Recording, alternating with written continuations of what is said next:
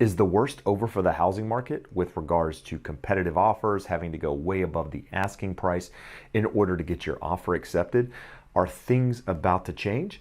Well, as a real estate agent with boots on the ground, I've seen a shift in the amount of inventory over the last couple of weeks with regards to homes coming on the market and things sitting a little bit longer than they were the previous couple of months that I think could mean an end to the craziness, the end to this, whole hysteria, if you will, with regards to low supply, high buyer demand, and actually benefit home buyers in a way. Now, don't get confused. This is not a buyer's market by any means. It's still a seller's market, but in today's video, we're going to talk about how this shift in the housing market might actually benefit you as a first-time home buyer, as a move-up buyer, as someone looking to buy property at this time. My name is Jeb Smith. I'm a real estate broker here in Southern California. And in today's video, we're going to dive into a couple of those details. We're going to talk about the increase in inventory that I've seen locally in my market and what I'm actually seeing out there representing home buyers at the moment so that you might be able to use that that guidance, if you will, to benefit yourself if you're looking to purchase a home. Now, over the last couple of weeks, I've seen, a little bit more inventory. Now, what does that mean? Well, in my market of about 200,000 or so people, we've had an active inventory of around 120 homes on the market. Now, that's condos, single family homes, as well as townhomes.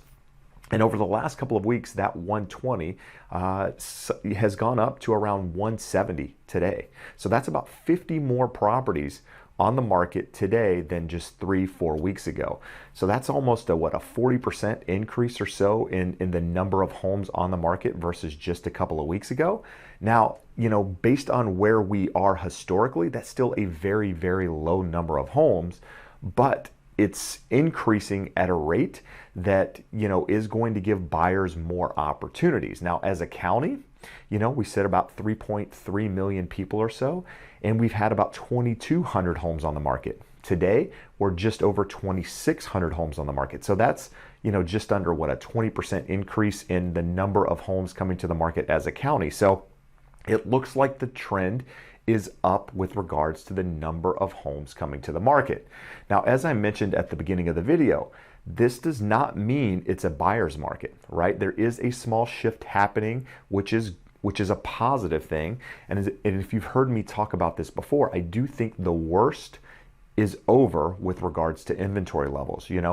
Housing prices are built on supply and demand. Low supply, high buyer demand equals a lot of people wanting the same things, driving up prices. And that's essentially what we saw, through half of 2020 into the beginning of 2021 over the last couple of months. A lot of that was driven by low interest rates, which increased buyer demand.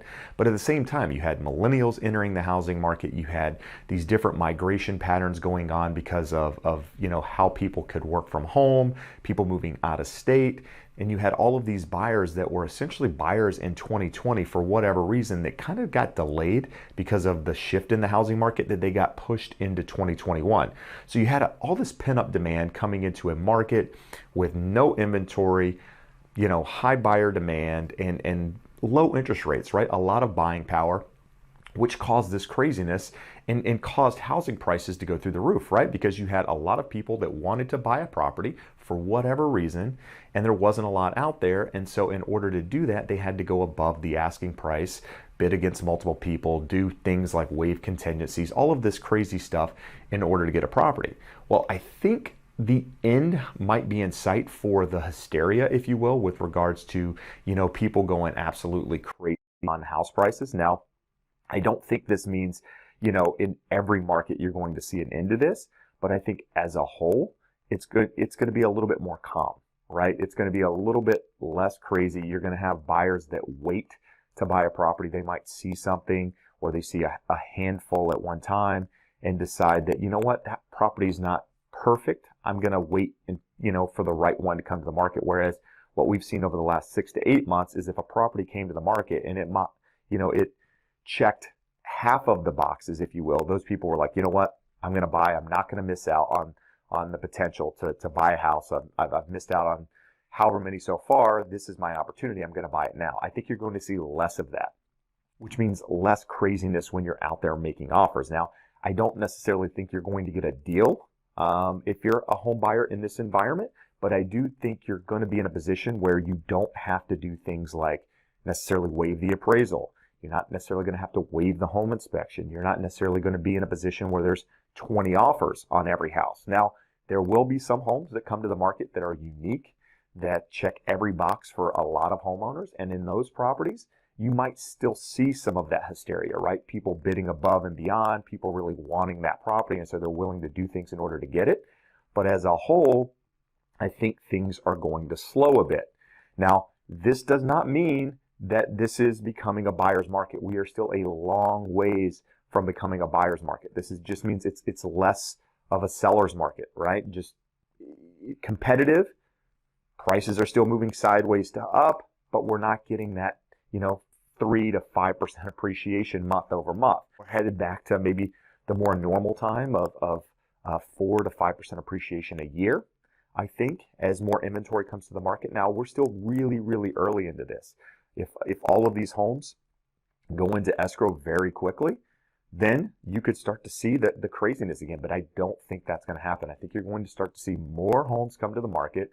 More people are comfortable with the pandemic.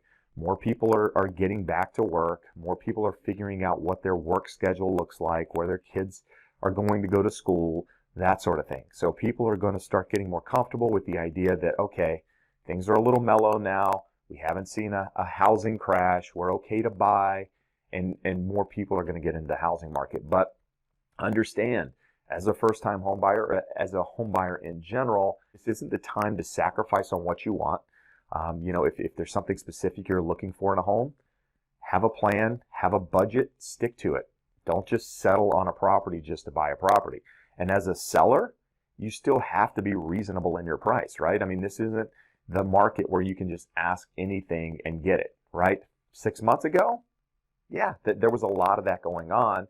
Now I think you're going to have to be closer to realistic fair market value in your homes as we start to see more homes come to the market. Now, I'll continue to update you as things change with regards to inventory, demand, interest rates, all of that good stuff. But what are your thoughts on the housing market? What are you seeing in your market? What are you seeing with regards to supply? Have you seen things calm down? Let me know in the comments below.